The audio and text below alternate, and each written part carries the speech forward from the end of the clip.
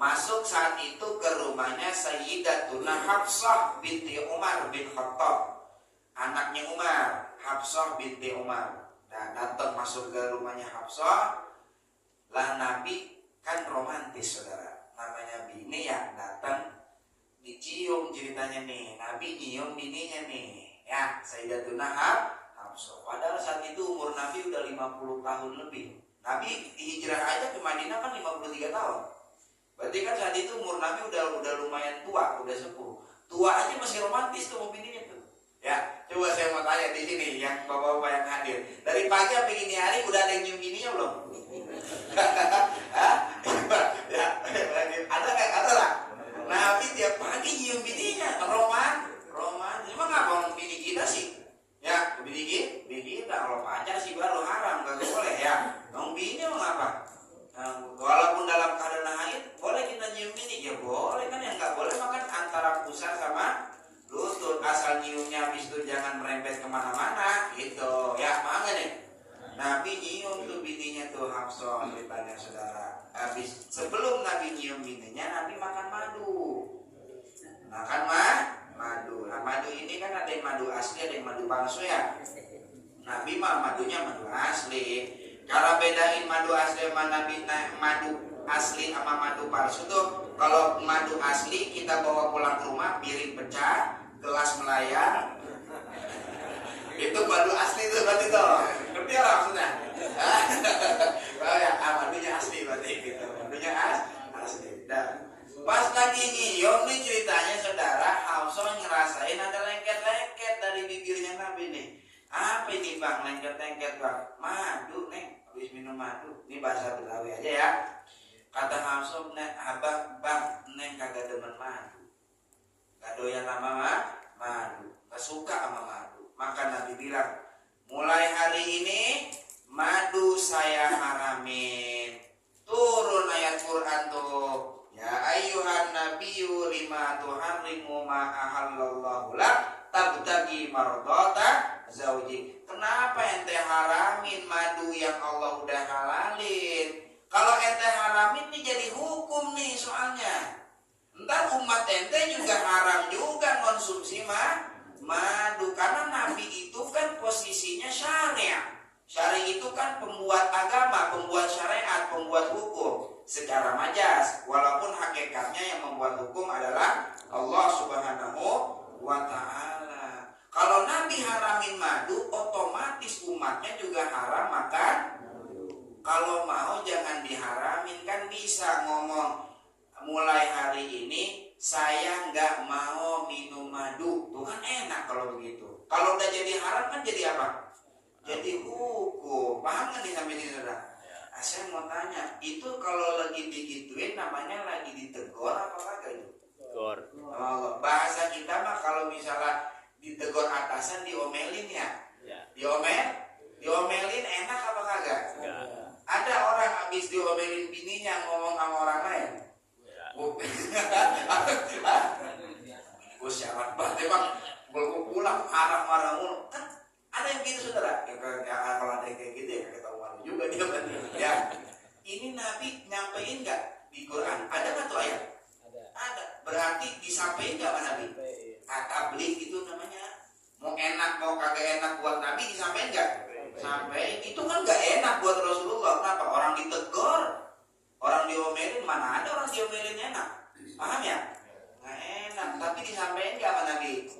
Sampai itu kita mesti yakin bahwa Rasul bersifat semua yang Allah perintah untuk sampaikan ke umat, nggak ada barang sedikit pun yang belum Rasulullah sampaikan, nggak ada. Udah semuanya Rasulullah sampaikan. Mission komplit. Kalau bahasa game ya, mission komplit. Misi sukses. Misi telah komplit. Udah habis. Maka Rasulullah wafat. Udah habis tuh. Al-yauma akmaltu lakum dinakum wa atmamtu alaikum ni'mati wa raditu lakumul islama dinan. Udah sempurna agama saat Rasulullah wafat. Karena udah semuanya Nabi sampaikan kepada umat apa yang Allah Ta'ala wajibkan untuk sampaikan kepada umat. Jelas kan nih sama sini teman? Apa yang kita bisa ambil dari sifat tabligh di sini? Orang ada di sini saya bisa kagak bisa ngeliat di berapa ini apa baik. Sampai jam berapa ini kita? Jangan itu duluan. Jam 11 ya, kalian enak ya? Hah? Emang kalau ngaji lagi mood emang maunya sampai jam 12 aja. Cuma kalau lagi ngantuk, udah bosan. udah mau habis gitu. Gini, saudara. Dari yang sifat tabligh di sini kita ambil pelajaran bahwasanya kita tiap-tiap umat kudu niru Rasulullah dalam tabligh. Apa yang udah kita pelajari di majelis taklim, ilmu-ilmu yang udah kita pelajari di majelis taklim, sampein. Ingat, suruhnya tabligh bukan disuruh ngajar. Karena beda, nyampein sama ngajar beda. Kalau nyampein mah kagak pakai ngebuka taklim, kagak. Nggak perlu. Dia mah nyampein mah orang lagi jalan sampein aja. Belum bayang bang? Belum bayang ayo. Nah itu nyampein namanya. Kalau ngajar kan beda. Nah ini jangan disalahpahami. Guru tabligh nih gua. Oke kalau gitu besok gua buka majelis taklim di rumah. Buka majelis taklim aja. Buka majelis taklim. Gak sembarangan saudara orang bisa ngajar. Ya jangan sembarangan. Aneh mau ngajar dulu. Ngajar apa dulu ente? Aneh mau ngajar fikih. Ente udah belajar fikih di mana? Fikih udah hatam kitab apa? Bacanya udah bener apa belum? Nahunya udah pas apa enggak? Soroknya udah nguasain apa belum? Itu kita mesti perhitungkan. Jangan sembarangan kita ngajar. Akhirnya muridnya sesat semua jadinya. Paham ya? Jangan. Yang wajib itu kita sampein, bukan kitanya ngajar. Cuman nyampeinnya juga dengan cara nyampeinnya Nabi. Nabi itu hasanat tabligh. Nyampeinnya yang paling bagus. Cara nyampeinnya Nabi itu dengan lemah lembut, dengan halus, nggak pakai marah-marah. Dulu ada satu orang datang ke Rasulullah mau masuk Islam. Dia ngomong ke Rasulullah, ya Muhammad. Ini belum masuk, manggilnya masih Muhammad aja nih, masih songong dia. Ya Muhammad, saya sebetulnya tertarik sama agama ente ini. Agama ente ini rasional sebetulnya. Saya tertarik sebetulnya, saya mau masuk agama engkau. Tapi saya minta ada 3 syarat. Kalau saya mau boleh masuk, saya minta 3 syarat. Syarat ini saya nggak boleh larang. Jangan dilarang-larang buat saya. Buat yang lain mah terserah dah. Dilarang juga. Tapi kalau buat saya jangan. Karena saya nggak bisa ngehilangin hobi saya ini. Apa yang 3? 1, saya masih demen mabok. Kalau saya masuk agama kamu, tolong jangan larang saya mabok. 2, saya masih demen main perempuan. Kalau saya masuk agama kamu, jangan larang-larang saya buat main perempuan. 3, saya masih demen judi. Kalau saya masuk agamamu, jangan larang-larang saya main judi. Sahabat yang dengar begitu ngomong, ya Rasulullah, yang beginian mah kagak masuk Islam juga kagak apa-apa udah. Ngapain yang beginian masuk Islam enggak? Yang udah Islam aja banyak banget yang kayak dia, mau nambah-nambah dia lagi. Nabi bilang, enggak, udah diam. Coba, apa tadi syaratnya? 3. Jangan larang saya mabok, jangan larang saya main perempuan, jangan larang saya untuk judi. Nabi bilang, oke, kalau begitu masuk Islam dulu. Masuk Islam syahadat, Nabi bilang, syarat saya cuma 1. Ente 3, ini 1 aja. Apa? Syarat saya, ente jangan bohong sama saya. Cuma itu. Ya kan, gampang. Jangan bohong doang, udah. Ngaji nih ceritanya nih saudara. Mu'alaf ngaji nih sama sahabat. Ngaji udah banyak. Suatu hari namanya ngaji kan ada kalanya bosen ya. Diajakin dan teman-temannya, lu ngaji mulu lu ngaji mulu cepet jadi kiainya lu. Jadi kiai. Dikit-dikit lah mata kita biar ada hiburannya. Nyok, kita datang ke bar ceritanya saudara. Biasa kita nyewa perempuan, ya nyewa jablay lah gitu. Ayo, emang gue udah nyaratin ke Nabi kan, jangan ngelarang-larang main perempuan. Dia udah bayar nih saudara perempuan, gue dipakai sama dia.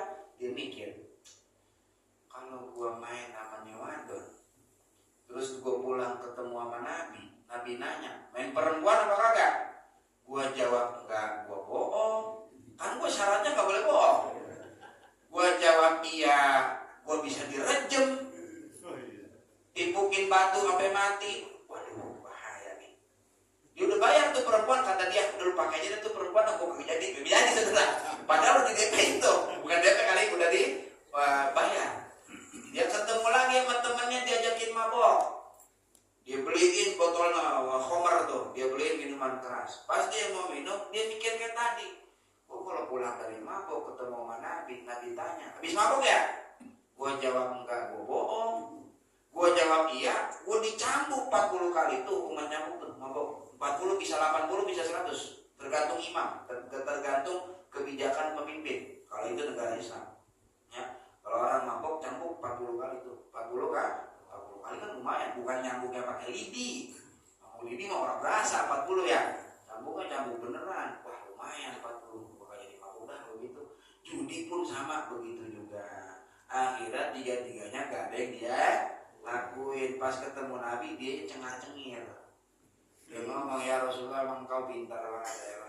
Saya kasih syarat 3, engkau ngasih syarat 1, 1 ngalahin 3, 1 ngalahin 3.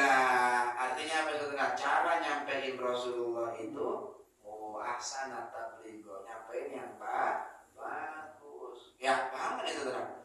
Jangan nyampein yang benar, cuma caranya nggak bagus. Bang, lu tahu babi apa kagak? Tahu nggak memang? Babi bayang kagak? Kagak. Lu bayang kagak? Lu kayak babi? Jangan. Itu mah namanya nyampeinnya kurang banget. Bapak kan di sampai sini. Nanti, ya ada orang kagak pernah sembahyang, umpama ya, saudara. Orang lagi kan, biasanya orang kalau lagi gitu kan kagak sembahyang banyak nih, banyak kagak sembahyang. Saya tanya, lu tahu babi nggak? Tahu. Babi sembahyang kagak? Kagak. Johor sembahyang dia? Enggak. Lu sembahyang? Kagak. Lu kayak babi udah.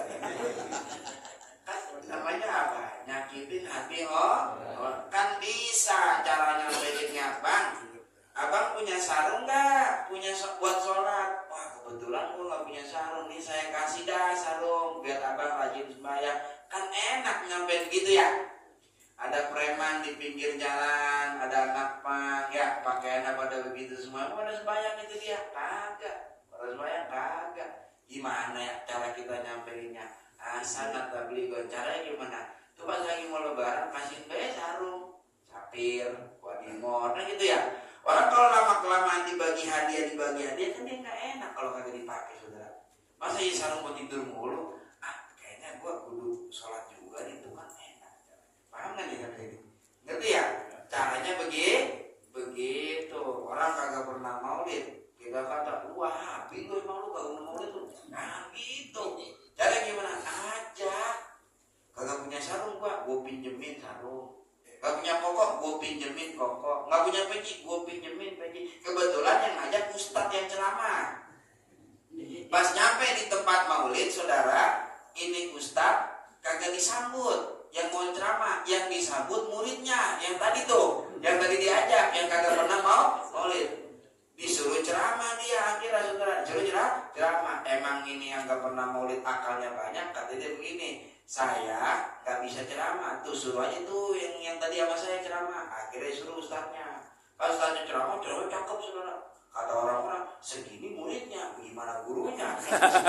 Segini muridnya, segimana gurunya. Pulang yang diamplopin bukan si ustadz. Yang diamplopin contoh namanya Mamat tak contohnya, yang diamplopin si Mamat tuh Mama. Pas pulang kata si ustadz, Mamat, lu jangan lagi ikut maulid sama Komat. Dari sekali-kali diajak, terakhir lu ikut maulid. Paham tadi kira-kira? Nah gitu, itu contoh doang. Kalau kita mau ngajakin orang datang mau maulid, nah itu cara nyampeinnya juga nyampein yang benar, yang baik ya. Wa ahsanat tabligho itu. Ada lagi saudara, kejadian hampir sama kayak tadi. Cuman dia cuma satu, nggak boleh dilarang apa? Main perempuan. Saya mau ya Rasulullah ya Muhammad masuk agama, tapi jangan larang saya main perempuan. Nabi bilang akhirnya begini, oke bang, begini dah bang, kalau ente mau main perempuan juga, ini dah. Abang punya ibu nggak? Punya. Rela ibu abang ditidurin sama orang lain? Wah, saya bunuh tuh orang yang tidurin ibu saya. Oke. Abang punya bini? Punya. Rela istri abang ditidurin sama orang? Wah, saya bunuh tuh lagi. Abang punya anak perempuan? Punya.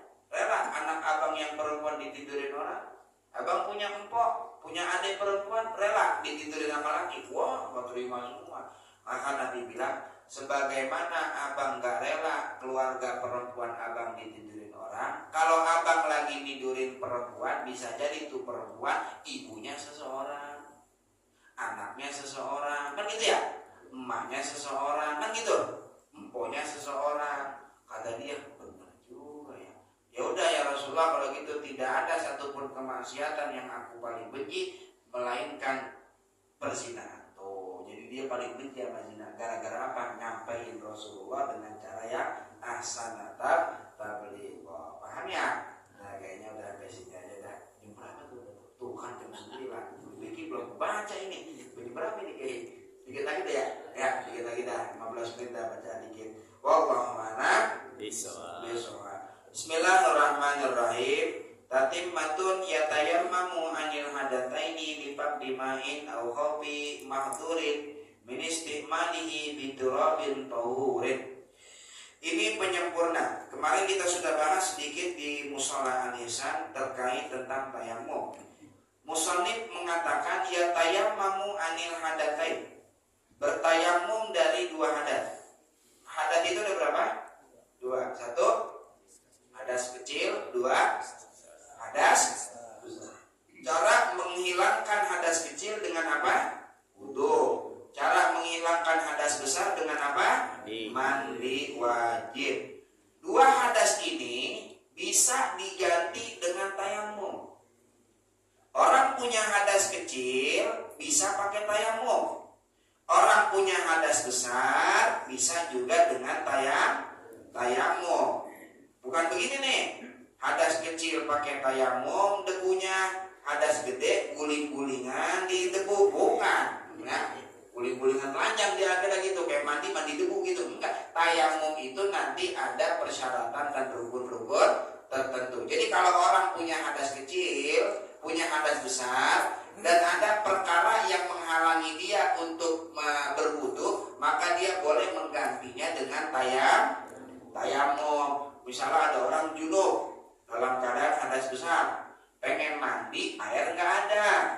Waduh, ini mau sholat gimana nih? Maka boleh diganti dengan tayamum. Gimana tayamumnya? Anggota tayamum cuma dua, muka sama tangan. Bukan artinya tayamum buat mandi hadas besar, guling-gulingan di tanah debu. Paham ya? Nanti nih, Anda kalau besok kagak paham, ada yang guling-gulingan, salah paham tuh berarti dia. Kita kata udah lama itu dia begitu. Gua kata salah Abdurrahman, soalnya boleh pakai tayamum, tuh kan salah paham. Ya, gara-gara nggak fokus. Paham ya?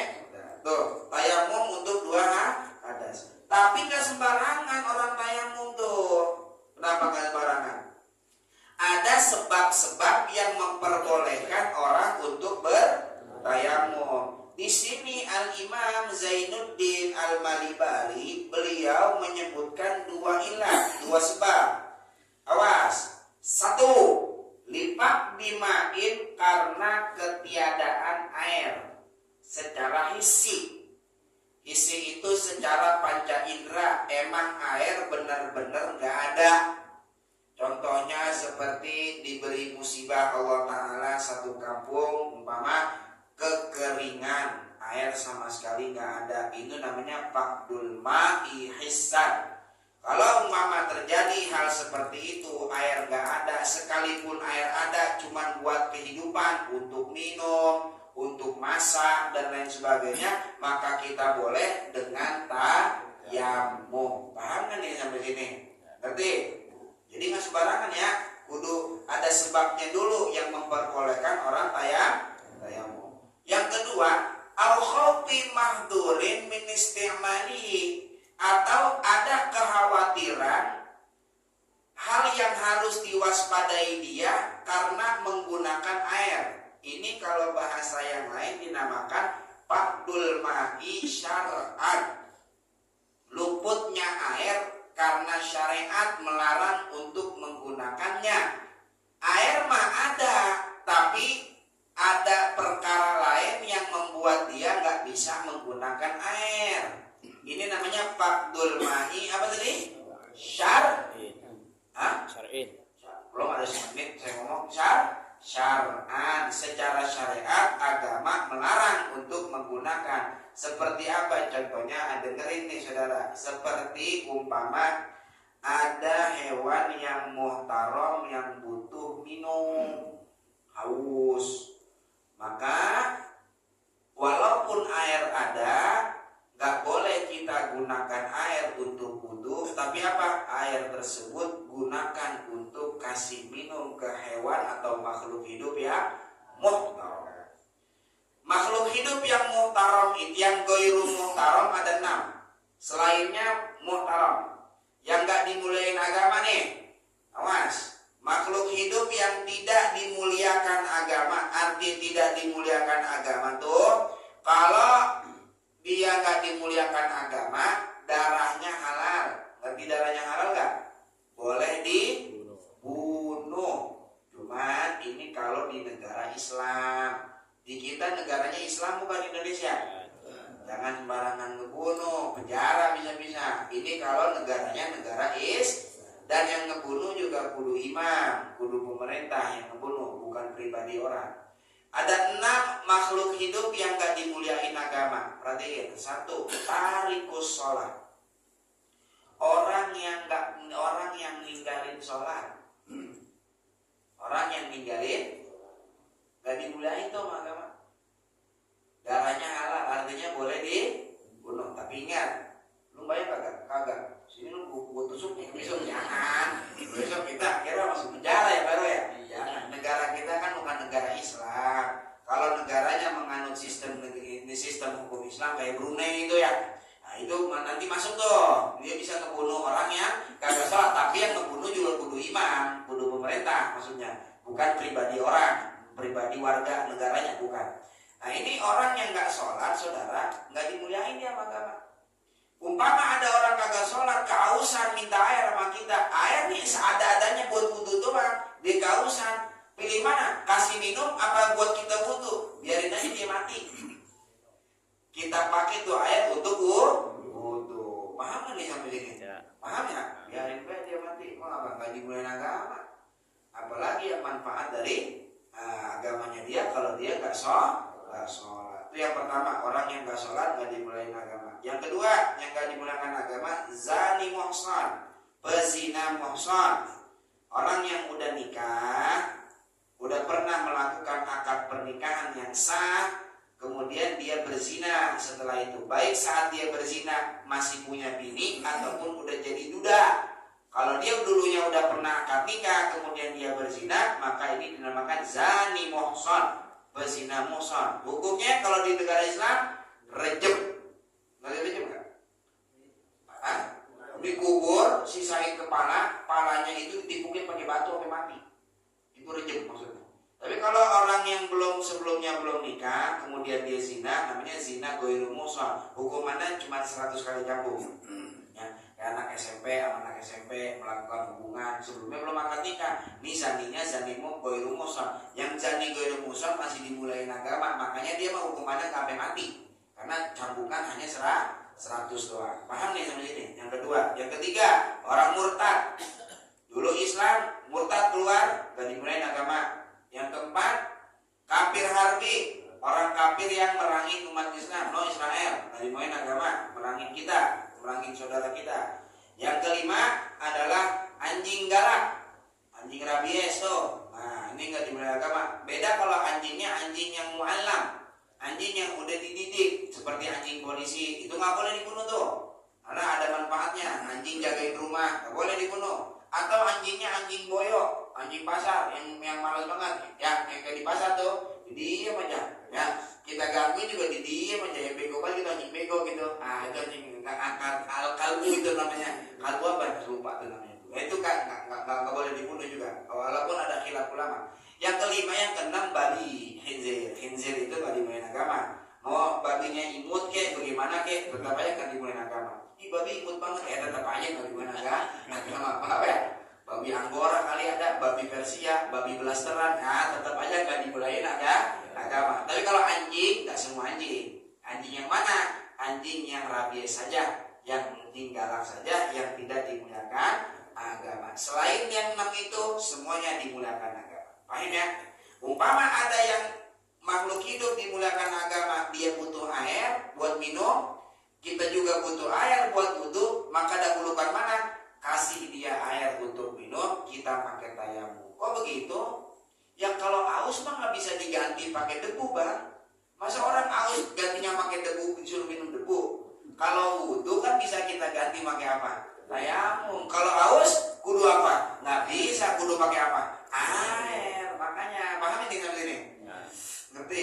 Nah, kayaknya udah deh, udah segini aja dah. Minggu depan ntar kita lanjut lagi nih. Tadi kebanyakan di tauhid nih kita ngajinya nih. Tapi nggak apa-apa, mudah-mudahan 2 minggu lagi kita kasih sehat afiat. Kita lanjut lagi pembahasan di 2 minggu ke depan. Amin ya rabbal alamin. Ini yang dapat saya sampaikan. Wallahu a'lam bishawab. Ala bi dzikrillah tatmainnul qulub.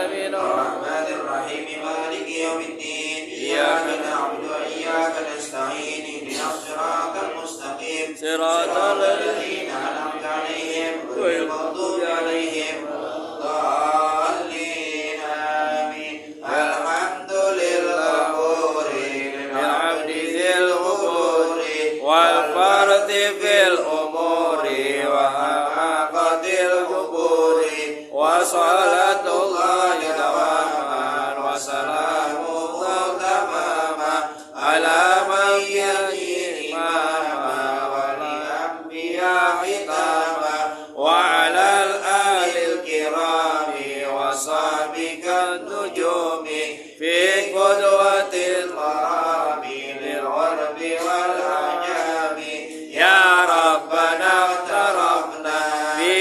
أننا اقترفنا وأننا أسرفنا ولا نرضى أشرفنا فتب علينا توبة تغسل كل موبة واستر لنا العورات وآمن الروعات واغفر لوالدينا ربي ومولودينا والأهل والإخوان وسائر الخلان وكل ذي محبة أو جيرة أو صحبة والمسلمين أجمع آمين ربي أسمع فضلا وجودا منا لا باكتساب منا بالمصطفى رسولي نحظى بكل سولي صلى وسلم ربي عليه عند الحب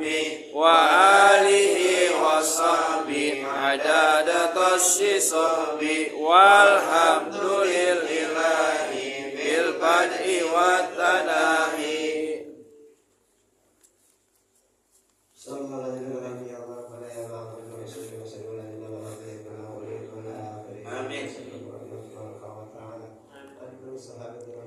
Amin. Amin.